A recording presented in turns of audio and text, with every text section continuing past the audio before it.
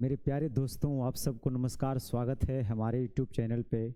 तो दोस्तों, आज हम लोग मेंसुरेशन के फार्मूला को देखने वाले हैं। जितना भी 3D होता है वो सबको आज कंप्लीट जो है हम लोग स्टडी करने वाले हैं। और सिर्फ फार्मूला ये नहीं है कि आपको लिखा दिया जाएगा। फार्मूला इस तरह से आपको बताया जाएगा कि आप उसको भूलना भी चाहेंगे तो भुला नहीं सकते हैं, क्योंकि जो चीज़ को एक बार समझ लिया जाता है ना दोस्त, उसे भुलाना मुश्किल होता है। तो आज हम लोग क्या करेंगे, हर एक चीज़ को बारीकी से समझने का प्रयास करेंगे। तो यकीन करिए, आप अगर मेरे साथ आज बने रहे तो आपको बहुत मज़ा आ जाएगा। और सारे फिगर का जो है हम लोग डिटेल से जो है देखने वाले हैं। फार्मूला आता कैसे है और फार्मूला याद कैसे रखा जाए, ये सब बातों का ध्यान रखेंगे आज हम लोग। जैसे आपके सामने फिगर दिख रहा होगा, ये सब सिलेंडर है, कोन है, फ्रेस्टम है, स्फेयर है, हेमी स्फेयर है, क्यूबाइड है, क्यूब है। ये सबको बारी बारी से हम लोग स्टडी करने वाले हैं और साथ में प्रिज्म और पिरामिड के बारे में सीखने वाले हैं। क्योंकि जब तक प्रिज्म और पिरामिड को नहीं समझिएगा तब तक आप 3D के फिगर के फार्मूला को आप ध्यान में रख ही नहीं सकते हैं। फिर आप वही करेंगे, कभी उसका वाला उसमें बोल देंगे, कभी उसका वाला उसमें बोल देंगे। लेकिन अगर प्रिज्म और पिरामिड को एक बार आप समझ लीजिएगा ना, तो फिर नींद में भी आपको उठा कर कोई पूछेगा तो आप वही बताइएगा जो आप समझे हैं। तो सबसे पहले मेरे दोस्त, हम लोग समझते क्या हैं प्रिज्म। देखिए, पूरे 3D फिगर को अगर देखा जाए तो मुख्य रूप से दो तरह से जो है बांटा जा सकता है। ठीक है, एक को बोला जा सकता है प्रिज्म और दूसरे को बोला जा सकता है पिरामिड। जैसे आप क्यूबाइड पढ़ते हैं, क्यूब पढ़ते हैं, सिलेंडर पढ़ते हैं, तो ये सब क्या है? ये सब प्रिज्म है। ठीक है। और कोन पढ़ते हैं, चाहे और भी तरह की चीज़ें आप पढ़ते हैं, तो वो पिरामिड होता है। तो जब तक आप इसके जड़ से नहीं बातचीत को शुरू करेंगे ना, फिर मज़ा नहीं आएगा। तो जैसे प्रिज्म क्या होता है, अगर मैं बात करूं प्रिज्म का, तो देखो कोई भी फिगर जो बेस है वही अगर टॉप में जाके बना रहा है तो वो प्रिज्म हो जाएगा। जैसे अगर यहाँ देखें तो ये एक ट्रायंगुलर क्या है, प्रिज्म है। तो नीचे अगर इसके बेस को देखा जाए ना मेरे दोस्त, इसका जो बेस आपको दिखाई दे रहा होगा ये वाला, ये ट्रायंगुलर शेप का है, हाँ या नहीं? आप बोलेंगे बिल्कुल सर। अगर ये ट्रायंगुलर शेप का है तो ऊपर टॉप भी इसका क्या है, ट्रायंगुलर शेप का है। फिर क्या किया गया है, एंड टू एंड ज्वाइन कर दिया गया है। इस तरह से इसको इससे ज्वाइन कर दिया गया है और इससे इसको ज्वाइन कर दिया है। बस ये हो गया प्रिज्म। यानी जो फिगर नीचे वही फिगर अगर ऊपर है तो वो क्या कहलाएगा, प्रिज्म। यहाँ पे देखिए पेंटागोनल प्रिज्म है जिसमें 5 साइड आपको दिख रहा होगा। यहाँ अगर आप देखिएगा तो नीचे आपको पेंटागन दिखाई दे रहा होगा, ये वाला पार्ट, 1 2 3 4 5। तो 5 साइड इसका जड़ में है और 5 साइड जो है इसके टॉप में है। यानी बॉटम में भी 5 साइड दिख रहा है और टॉप में भी 5 साइड दिख रहा है। मतलब बॉटम में भी पेंटागन है और टॉप में भी पेंटागन है। और इसको अगर इन टू इंड फिर ज्वाइन कर देंगे तो इस तरह से ये क्या बन जाएगा मेरे दोस्त, तो ये प्रिज्म बन जाएगा। तो इसको हम प्रिज्म बोल सकते हैं। तो प्रिज्म तो हम कई तरीकों से बना सकते हैं। आपका मन हो जाएगा कि बेस को हम स्क्वायर बना देते हैं, तो बनाइए। अगर बेस को आप स्क्वायर बना रहे हैं तो इसके टॉप को भी स्क्वायर बनाना पड़ेगा। अगर बेस को आप पैरेललोग्राम बना रहे हैं तो बनाइए, लेकिन इसके टॉप को भी क्या बनाना पड़ेगा, पैरेललोग्राम। अब फिर ज्वाइन कर दीजिए, बात खत्म। ये है रेक्टेंगुलर प्रिज्म। यानी रेक्टेंगुलर प्रिज्म बोले तो बेस होना चाहिए रेक्टेंगुलर शेप का। तो ये आपको दिख रहा होगा, ये वाला, ये रेक्टेंगल दिख रहा है ना, ये, और ये रेक्टेंगल दिख रहा है, तो यहाँ से ये भी दिख रहा होगा आपको रेक्टेंगल। तो ये अगर बॉटम है और ये इसका रहा टॉप, तब बॉटम में भी रेक्टेंगल है, टॉप में भी रेक्टेंगल है, अर्थात ये रेक्टेंगुलर प्रिज्म कहलाएगा। तो मैं उम्मीद करता हूँ कि आप प्रिज्म को आज समझ गए होंगे। ठीक है।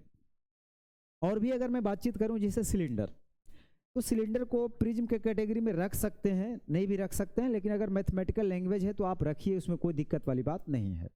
क्योंकि बॉटम जो उसका है ना, वो क्या है, सर्कुलर शेप है, और टॉप भी क्या है, सर्कुलर शेप है। तो हम उसको भी प्रिज्म कह सकते हैं।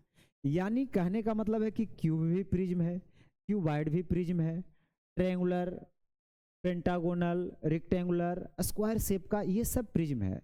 तो ये सबका फॉर्मूला जो होना चाहिए वो एक ही होना चाहिए। वो अलग बात है कि बेस अगर कभी स्क्वायर रहेगा तो उसमें बेस एरिया में स्क्वायर इंक्लूड हो जाएगा, बेस कभी रेक्टेंगल रहेगा तो उसमें बेस एरिया में रेक्टेंगल इंक्लूड हो जाएगा। तो जो रहेगा उसी के अनुसार से। लेकिन अगर प्रिज्म की बातचीत हो रही है ना, तो प्रिज्म का एक ही फार्मूला से सारा फार्मूला निकलना चाहिए, हाँ या नहीं। हम सारे फार्मूला के बारे में बातचीत करेंगे, आप समझिए। जैसे कुछ प्रिज्म आपको इस तरह से दिखाया गया है, जैसे ये प्रिज्म है नहीं, क्योंकि ये तो कहने का मतलब जैसा टॉप वैसा बॉटम तो है भी नहीं, तो इसको प्रिज्म आप नहीं बोल सकते हैं। हाँ, इसको प्रिज्म कह सकते हैं, क्योंकि टॉप भी क्या है, सर्कुलर शेप है, और बॉटम भी इसका क्या है, सर्कुलर शेप है, तो इसको हम प्रिज्म बोल सकते हैं। ये भी प्रिज्म है, क्यूबाइड भी प्रिज्म है, क्योंकि ये वाला जो आप शेप देख रहे हो ना, ये वाला, ये तो हालांकि 2D में बनाया गया है, लेकिन मैं आपको उसको 3D में भी करके समझा सकता हूँ। इस तरह से आप देखिए, अगर आप इस तरह से अगर आप बनाते हैं ऐसा, और इसको अगर ऐसे ज्वाइन आप कर देते हैं, तो बस इतना ही दिखाया गया है, लेकिन आप इसको और थोड़ा सा आगे ऐसे बढ़ा सकते हैं इस तरह से, तो ये बिल्कुल आपको 3D जैसा दिख रहा होगा, जिसमें आपको 6 वो सतह दिखाई दे रहा होगा। ठीक है, तो ये भी क्या है, प्रिज्म ही है, क्योंकि टॉप में भी रेक्टेंगल शेप है और बॉटम में भी क्या है, रेक्टेंगल शेप है, यानी ये भी प्रिज्म है, ये भी प्रिज्म है, बिल्कुल कोई दिक्कत वाली बात नहीं। ये प्रिज्म नहीं है, उसी तरह से ये भी प्रिज्म नहीं है। हम जब पिरामिड बताएंगे तो बताएंगे कि पिरामिड के कैटेगरी में आएगा। ठीक है, हाँ, ये रहा पिरामिड।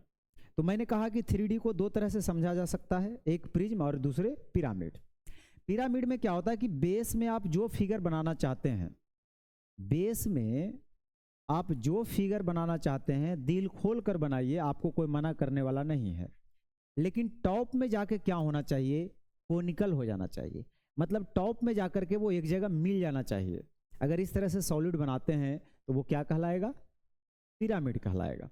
जैसे देखिए, बेस में क्या है, 4 साइड वाला कोई मान लीजिए पैरेललोग्राम है, और फिर जो है यहाँ से ले गया यहाँ तक ले गया, फिर यहाँ से यहाँ तक, फिर यहाँ से यहाँ तक, चारों वर्टेक्स को एक जगह जाके ऊपर कहीं ना कहीं ज्वाइन करा दिया। समझ रहे हैं ना।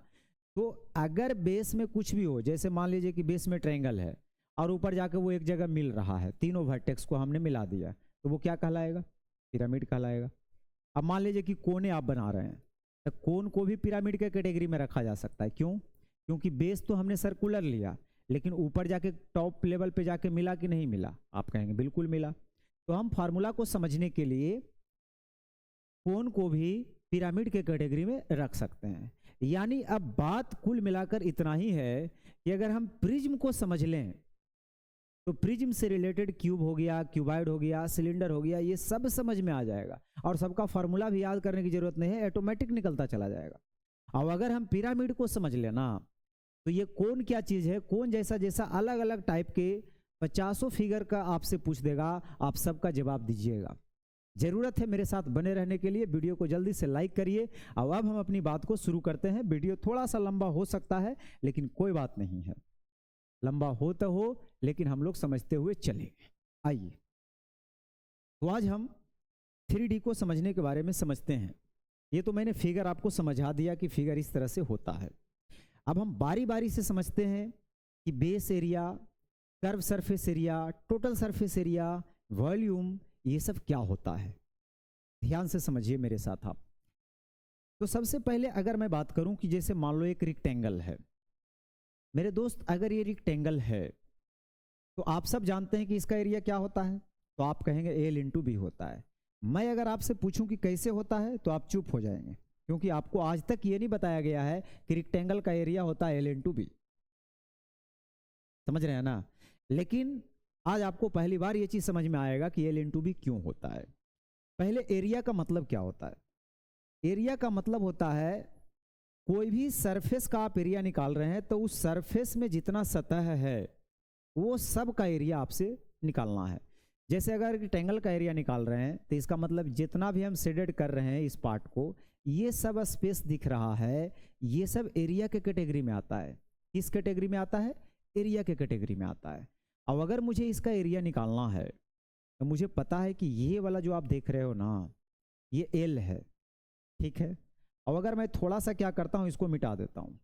जैसे यहाँ तक L मैंने लिखा और L को यहाँ से मिटा दिया, एक L, चलिए L प्लस, फिर ये वाला स्पेस को मुझे कवर करना है, तो एक और L, ठीक है। और फिर मैंने क्या किया, इसको थोड़ा सा मिटा दिया, ठीक है, और भी ज़्यादा मिट गया हमसे, और मतलब कि कम हो सकता है। अब आप समझिए, फिर यहाँ से एल बनाया, तो कहने का मतलब है कि ये तीसरा एल है, और फिर मैंने क्या किया, इसको भी मिटा दिया। अब इस तरह से अगर मिटाते चले जाएंगे, मिटाते चले जाएंगे, और ये लिखते चले जाएंगे, लिखते चले जाएंगे, लिखते चले जाएंगे, तो ये कब तक लिखेंगे, क्योंकि इसका जो ब्रेथ है वो बी है, मतलब बी टाइम्स तक लिखना पड़ेगा। कितना टाइम्स तक, बी टाइम्स तक। मतलब अगर मैं आपसे पूछूं कि 2 + 2 + 2 करिए, तो 2 + 2 अगर 3 बार करते हैं तो इसको डायरेक्ट नहीं लिखते हैं 2 × 3। आप बोलेंगे बिल्कुल सर।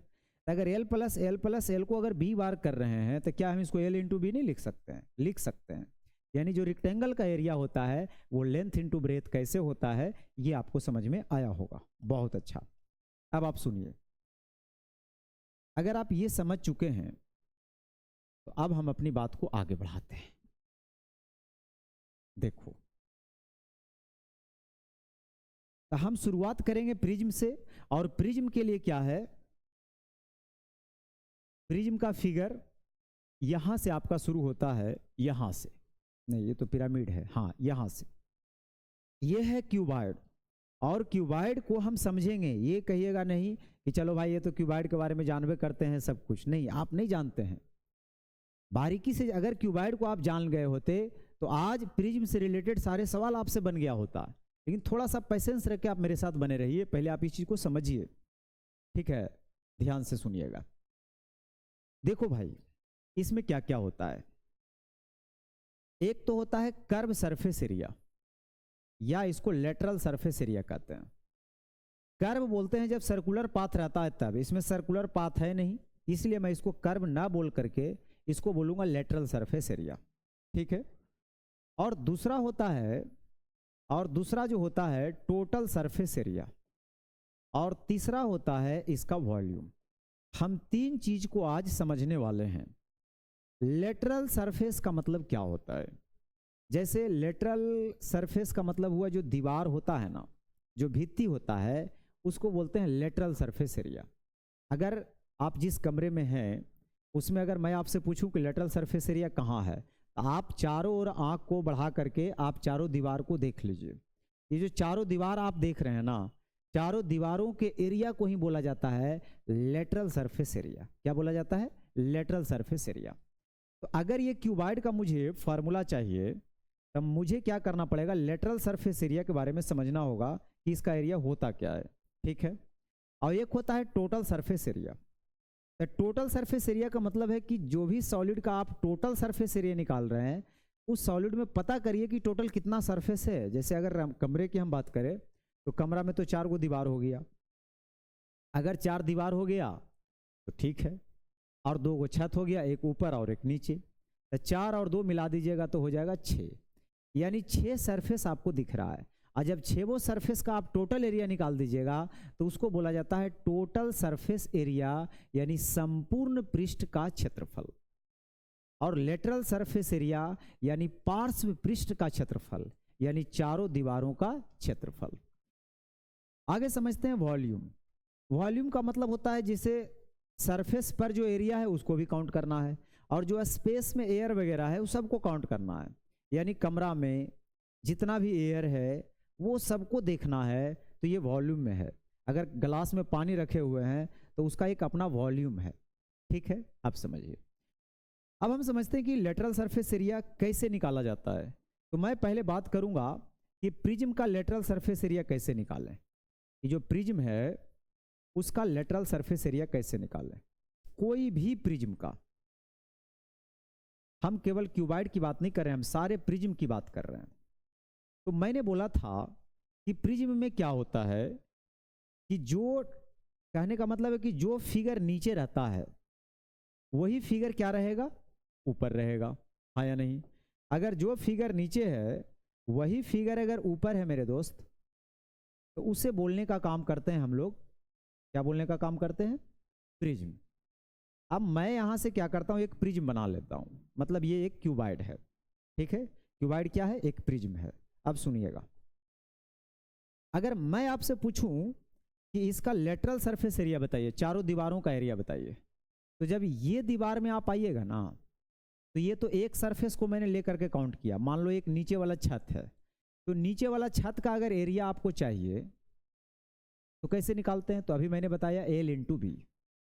एल इंटू बी जो आप देख रहे हैं ना, एल इंटू बी ये बेस एरिया को रिप्रेजेंट कर रहा है। ये किसको रिप्रेजेंट कर रहा है? बेस एरिया को रिप्रेजेंट कर रहा है। और अगर मान लिया जाए कि ये बेस एरिया है, ये वाला मान लिया जाए कि आपने बेस एरिया निकाल दिया, ठीक है, तो बेस एरिया आपने निकाल दिया और इसका लेवल मान लिया जाए कि ये ऊंचे तक गया है, बहुत ऊंचा तक गया है, ठीक है। अब आप सुनिएगा जरा ध्यान से। अगर इस तरह से हम बातचीत को करें, कहाँ से मिलाना था, हाँ वहाँ मिला हुआ है। तो एक तो है कि ये वाला जो आप देख रहे हो ना, थोड़ा सा विजुलाइज ज़्यादा करिएगा। तो जो नीचे वाला सरफेस का आपने एरिया निकाला, हाँ या नहीं? जब ये नीचे वाला सरफेस का एरिया निकाला तो ये तो सरफेस निकल गया, लेकिन हमें क्या करना है? लेटरल में चारों दीवारों का एरिया निकालना है। तो अगर आप बेस के पेरीमीटर को काउंट कर लें, अगर बेस के पेरीमीटर को काउंट कर लें, तो बेस के पेरीमीटर अगर जिस कमरे में है उस कमरे में थोड़ा सा आसपास देखिए कि अगर मैं बेस का मतलब चारों दीवारों का पूरा पेरीमीटर निकाल लूं और उसमें ऊंचाई से गुना कर दूंगा तो हम चारों दीवारों के एरिया को कवर कर लेंगे, हाँ या नहीं? यानी बेस पेरीमीटर में अगर उसके हाइट से हम गुना कर देंगे तो हम क्या करेंगे? चारों दीवारों का एरिया निकाल लेंगे, हाँ या नहीं? अगर आप ये समझ चुके हैं तो प्रिज्म के लिए पहला फार्मूला ये बन गया कि कभी भी कोई भी प्रिज्म आ जाए, दुनिया का कोई भी प्रिज्म आ जाए, चाहे क्यूब आ जाए, क्यूबाइड आ जाए या कोई दूसरा शेप में आ जाए, आपको करना क्या है? लेटरल सरफेस एरिया निकालने के लिए, लेटरल सरफेस एरिया निकालने के लिए यानी पार्श्व पृष्ठ का क्षेत्रफल निकालने के लिए, पार्श्व पृष्ठ ज्यादा बड़ा लगता हो गया जी, ज्यादा बड़ा है, ये था। पार्श्व पृष्ठ का अगर मुझे क्षेत्रफल चाहिए तो मैं क्या करूंगा? ध्यान से सुनिएगा। बेस पेरीमीटर को हाइट से गुना करूंगा, क्योंकि बेस पेरीमीटर निकालने से बेस में सारा पेरीमीटर को हम काउंट कर लिए और उसमें ऊंचाई से गुना कर दिए तो चारों एरिया काउंट कर लिए दीवार का। तो ये हो जाएगा आधार का परिमाप, आधार का परिमाप, परिमाप गुना ऊंचाई, आधार का परिमाप गुना ऊंचाई, यानी इंग्लिश में बोले तो base perimeter, base perimeter into height. अब इतनी से आप फॉर्मूला को चेक करके देखिए। मान लिया जाए कि आप प्रिज्म का तीन कैटेगरी आप जान रहे हैं, फिलहाल क्यूब जान रहे हैं, क्यूबाइड जान रहे हैं, प्रिज्म जान रहे हैं, यदि सिलेंडर जान रहे हैं। अब मैं अगर आपसे पूछूं कि क्यूबाइड का लेटरल सरफेस एरिया बताइए, तो आप यही कहिएगा क्यूबाइड भी एक प्रिज्म है तो बेस पेरीमीटर इनटू हाइट। और क्यूबाइड में जो बेस होता है वो रेक्टेंगल शेप का होता है, तो रेक्टेंगल का perimeter 2 into L plus B होता है। रेक्टेंगल का पेरीमीटर क्या होता है? 2 इंटू एल प्लस बी, और उसमें ऊंचाई से गुना कर दीजिए। यही ना फार्मूला होता है जो आप जानते हैं। यानी लेटरल सरफेस एरिया अगर आपसे पूछेगा क्यूबाइड का तो आप क्या कहिएगा? 2 into L plus B into H. लेकिन कैसे? अगर ये चीज भूल जाइएगा तो आप इसको हमेशा ध्यान में रखिए, base perimeter into height, base perimeter into height, तो लेटरल सरफेस एरिया हो गया। अच्छा, दूसरा आपसे पूछेगा कि टोटल सरफेस एरिया इसका क्या बनेगा? टोटल सरफेस एरिया इसका क्या बनेगा? अगर मैं बात करूं टोटल सरफेस एरिया का, तो बस लेटरल सरफेस एरिया का मतलब चारों दीवारों का एरिया तो आपने काउंट कर ही लिया। अब दो छत है, दोनों छत रेक्टेंगल शेप का है, तो रेक्टेंगल का एरिया होता है एल इंटू बी। तो कहने का मतलब है कि नीचे भी एल इंटू बी, ऊपर भी एल इंटू बी, तो ये हो जाएगा 2 into L plus B into H. अब प्लस हो जाएगा क्या चीज? 2 इंटू एल बी, यानी एल बी नीचे के लिए ऊपर के लिए। आप कहोगे हम तो पढ़े हैं 2 into L B plus B H plus H L. भाई साहब वही है, 2 से आप गुना करिएगा तो सब कुछ करिएगा तो यहाँ देखिएगा वही चीज आ जाएगा, 2 into L B plus B H plus H L आ जाएगा। हम फार्मूला डायरेक्ट आपको नहीं बता रहे हैं, हम ये बता रहे हैं कि फार्मूला को ध्यान में रखा कैसे जाए। समझ रहे हैं ना? अब समझिए। अब मैं इसको क्या कर सकता हूं, आपको फिर से मैं थोड़ा सा लिख देता हूं ताकि आप इसको और अच्छा से कवर कर सकें। वीडियो थोड़ा सा लंबा होगा लेकिन आप यकीन मानिए आपको पूरा समझ में आएगा, ठीक है? अब देखिए, तो पहला चीज तो इसका निकल गया प्रिज्म का, यानी क्यूबाइड का निकल गया लेटरल सरफेस एरिया। तो base perimeter into height, base कैसा होता है? रेक्टेंगल शेप का, तो 2 into L plus B into H, इतना स्क्वायर यूनिट। दूसरा है टोटल सरफेस एरिया। तो टोटल सरफेस एरिया के लिए मैंने क्या बोला, 2 into L plus B into H. ये आ गया क्या चीज़, लेटरल सरफेस एरिया। इसमें दो को छत जोड़ दीजिए, तो एक छत का एरिया एल बी, तो दो छत का एरिया 2LB। अगर इसको आप सोल्व करिएगा ना, तो 2HL प्लस 2BH और प्लस 2LB। आप दो अगर कॉमन लीजिएगा, LB को पहले लिखिएगा तो LB plus BH plus HL, बस हो गया खत्म। अब सबसे मेन बात है वॉल्यूम को समझना कि वॉल्यूम क्या होता है। देखो, कोई भी प्रिज्म का अगर वॉल्यूम आपसे पूछता है, कोई भी प्रिज्म का वॉल्यूम आपसे पूछता है, तो जैसे आप लेटरल सरफेस एरिया निकालने के लिए बेस पेरीमीटर को हाइट तक उठाएं, उसी तरह से अगर बेस का हम एरिया ले लें, इस एरिया को मुझे पूरे छत तक ले जाना है, तो इसमें हाइट से मुझे क्या करना पड़ेगा, गुना करना पड़ेगा। यानी प्रिज्म का जो वॉल्यूम होता है ना, बेस एरिया इंटू हाइट होता है। अब ये फार्मूला से सब बन जाएगा। मैंने कहा कि अगर इसका वॉल्यूम हमें चाहिए, आयतन चाहिए अगर क्यूबाइड का, तो मैंने कहा कि बेस एरिया इंटू हाइट कर दो, बस खत्म। अच्छा, बेस है कैसा, तो आप बोलेंगे सर ये तो रेक्टेंगुलर बेस है। तो रेक्टेंगल का एरिया होता क्या है, आप कहेंगे L इंटू बी होता है, और हाइट इसका क्या है, H है। यही ना फार्मूला होता है, L into B into H, यही फार्मूला होता है। तो आप समझ रहे हैं lateral surface area, total surface area और वॉल्यूम। अब अलग से हमें क्यूबाइड को बताने की जरूरत नहीं है, क्यूबाइड को आप खुद से निकाल सकते हैं। अलग से मुझे सिलेंडर को बताने की जरूरत नहीं है, सिलेंडर को आप खुद से निकाल सकते हैं। देखिए, अब हम समझते हैं क्यूब। अगर रही बात क्यूब का, तो अब आप जल्दी जल्दी बताइएगा, जो पहले जान रहे हैं उसको भूल जाइए, फिलहाल नया चीज सीखिए। अगर क्यूब का लेटरल सरफेस एरिया पूछें तो क्या होगा, यानी पार्श्व पृष्ठ का क्षेत्रफल। तो लेटरल सरफेस के लिए मैंने क्या बोला था, बेस पेरीमीटर इंटू हाइट होता है, हाँ या नहीं। अगर बेस पेरीमीटर इंटू हाइट होता है,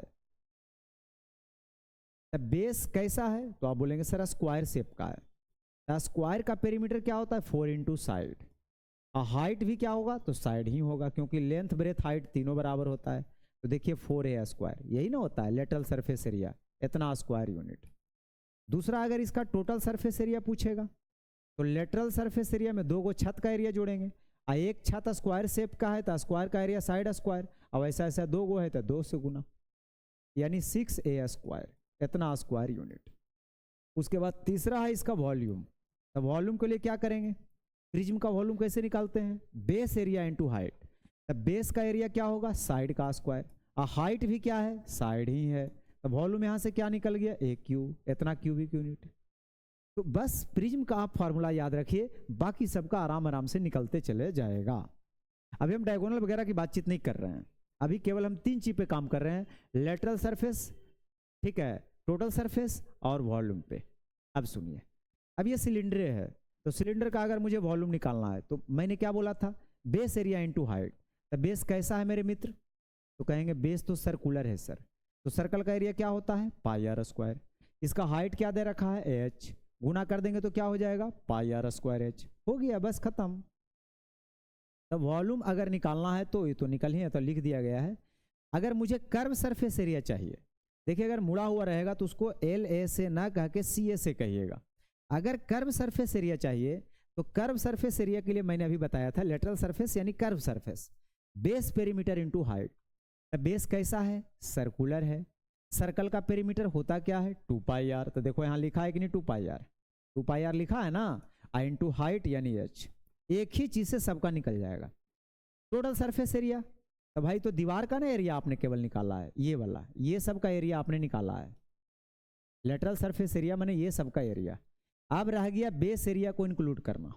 तो अगर ये 2πrh है, इसमें दो को बेस अगर जोड़ दीजिएगा, 2πr स्क्वायर, चूंकि एक बेस का एरिया होगा πr स्क्वायर, आई बेस का एरिया होगा πr स्क्वायर। तो यहाँ से अगर आप 2πr कॉमन ले लीजिएगा तो ये हो जाएगा h प्लस r, बस यही चीज यहाँ भी लिखा होगा, 2πr into h plus r। रटने वाली बात नहीं है, समझने वाली बात है। कभी भी आप भूलिएगा तो 2 सेकंड में आप निकाल के बता दीजिएगा, समझ रहे हैं ना। तो ये प्रिज्म का खेल था जो कि मैंने आपको बताया। मान लो कल के डेट में प्रिज्म का ही सवाल पूछ दे, ऐसा सवाल पूछ दे सकता है आपसे कि जी ऐसा बात है, तो मैंने क्या किया, एक ऐसा प्रिज्म बनाया एक ऐसा प्रिज्म बनाया कि नीचे जो है स्क्वायर शेप है। नीचे कैसा है मेरे मित्र? स्क्वायर शेप है। देखो स्क्वायर शेप रहेगा तो फिर तो जान ही रहे हैं कि बन जाएगा क्या चीज, आपका बन जाना है क्यूब। आप ऐसा करिए कि नीचे मान लो हेक्सागन शेप का दे देगा कोई, हेक्सागोनल प्रिज्म होता है ना, हाँ। अगर ये ऐसा है, अगर नीचे इसका हेक्सागन है, तो नीचे इसका हेक्सागन है तो ऊपर भी क्या होना है? तो आप बोलेंगे सर ऊपर भी तो हेक्सागन ही होना है। ठीक है, अब आप समझिए, ऊपर भी हेक्सागन होना ही नहीं है। अब इसके इंड को इंड से ज्वाइन करके हम क्या बना सकते हैं? हम बना सकते हैं प्रिज्म। थोड़ा सा हमसे नहीं सही से बन रहा होगा लेकिन आप समझ रहे होंगे। ठीक है, आप समझ गए होंगे। चलिए हटाइए।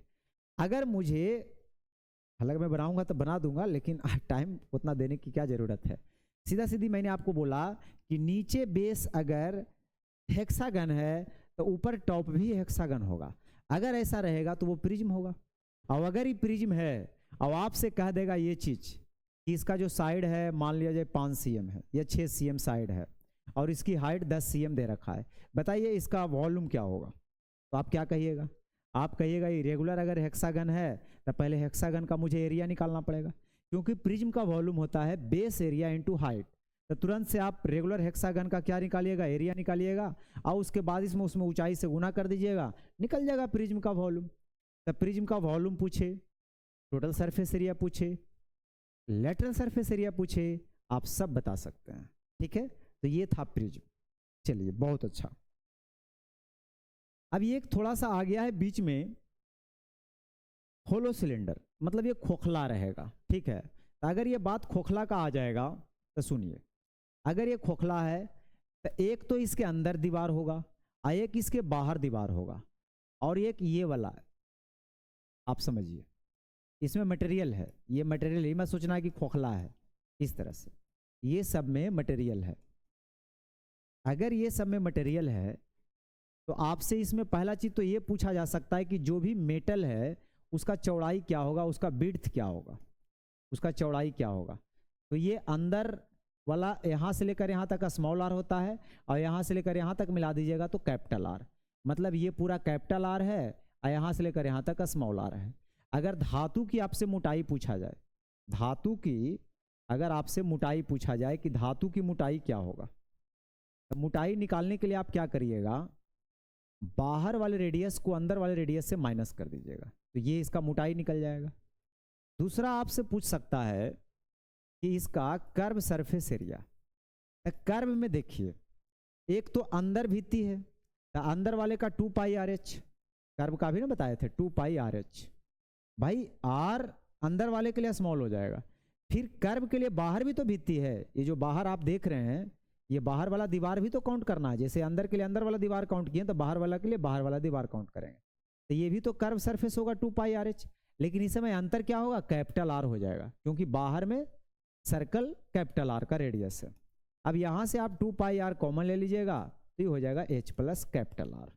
2 पाई आर नहीं कॉमन आएगा, सॉरी 2 पाई एच कॉमन आएगा, ये हो जाएगा स्मॉल आर और यहाँ हो जाएगा कैपिटल आर। मतलब आपको करना क्या है? 2 पाई एच कॉमन ले लेना है तो small R plus capital R, इतना स्क्वायर यूनिट। ये हो गया कर्व सरफेस। अगर इसमें आपसे टोटल सरफेस पूछता है तो टोटल सरफेस के लिए क्या करिएगा? कर्व सरफेस तो यहाँ तक निकालिए दिए हैं 2 pi H into capital R plus small R, और 2 को बेस एरिया ऐड करिए। तो ये देख रहे हैं ना, एक रिंग है, तो रिंग का एरिया कैसे निकालिएगा?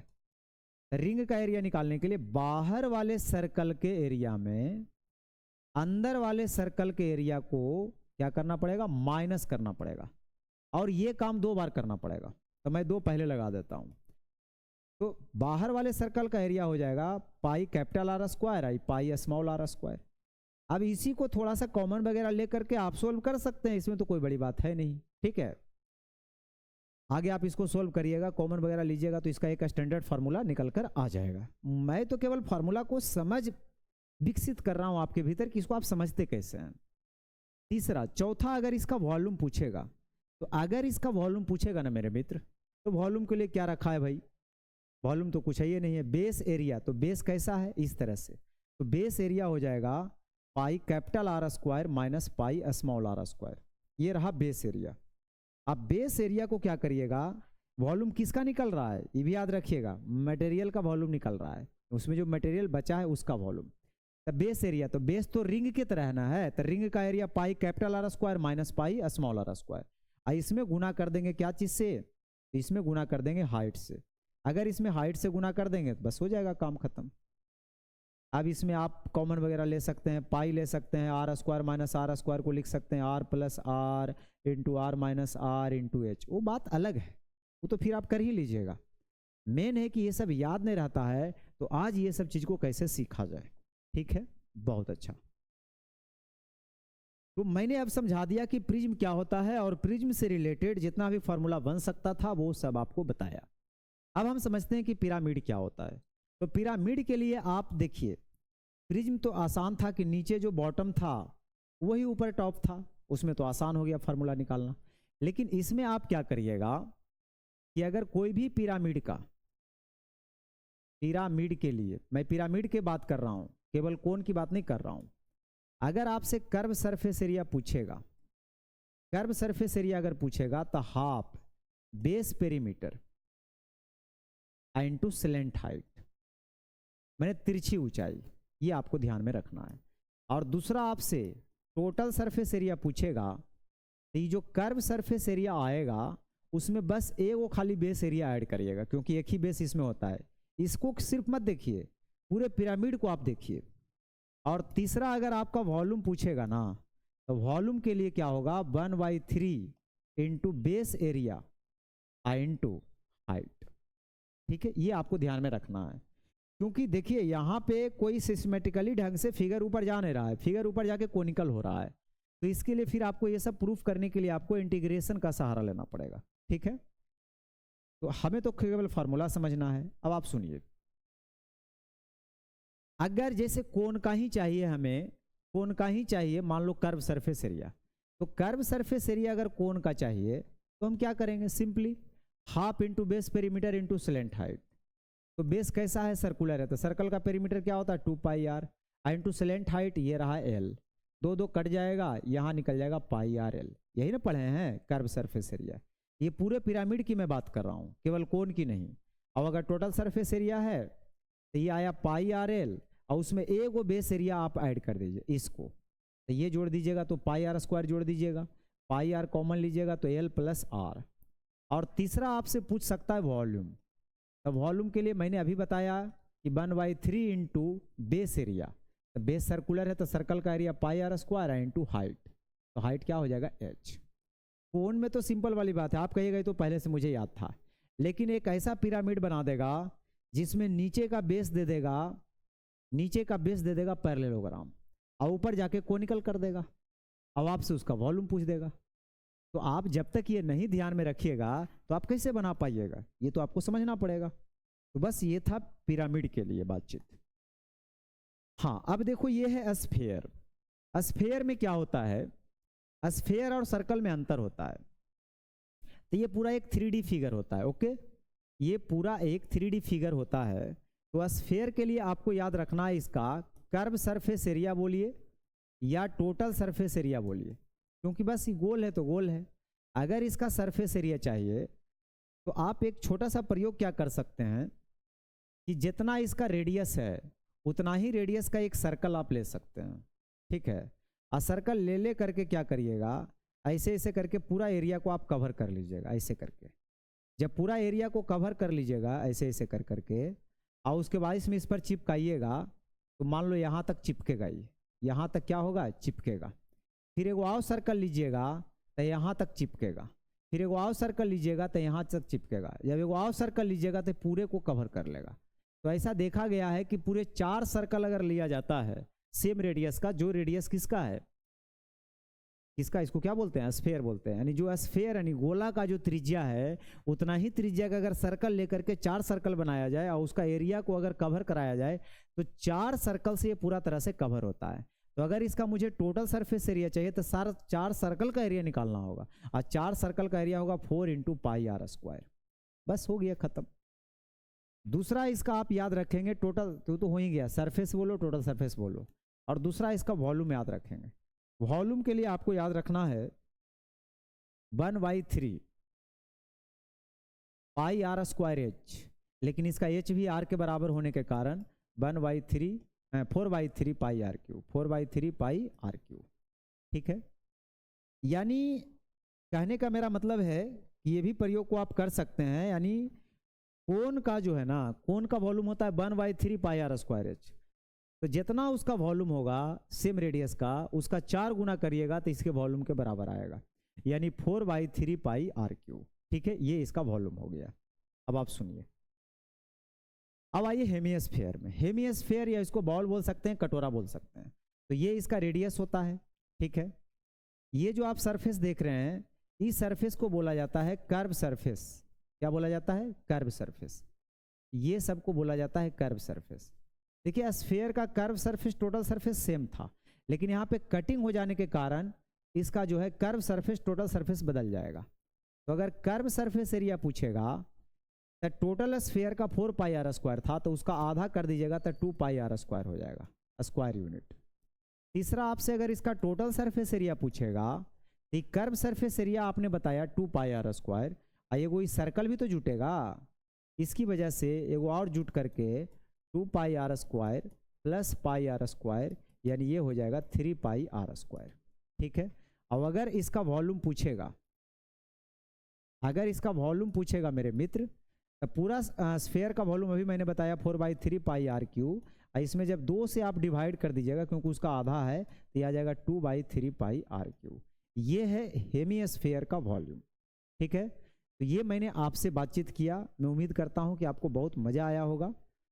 तो अगले लेक्चर में क्या करेंगे कि इसी से रिलेटेड कुछ बातचीत को आगे हम करेंगे और इसका रेगुलर वीडियो भी लाने वाले हैं। तो आज इसका जो बेसिक इन्फॉर्मेशन था केवल वो बताया हूँ, फिर इसमें इसके सहारे हम क्या करेंगे, बड़े बड़े लेवल का क्वेश्चन भी आपके सामने करेंगे। तो ठीक है दोस्तों, आज के लिए इतना ही। वीडियो कैसा लगा कमेंट करके जरूर बताइए। चैनल पर नए हैं तो सब्सक्राइब करिए। मिलते हैं अगले लेक्चर में। धन्यवाद।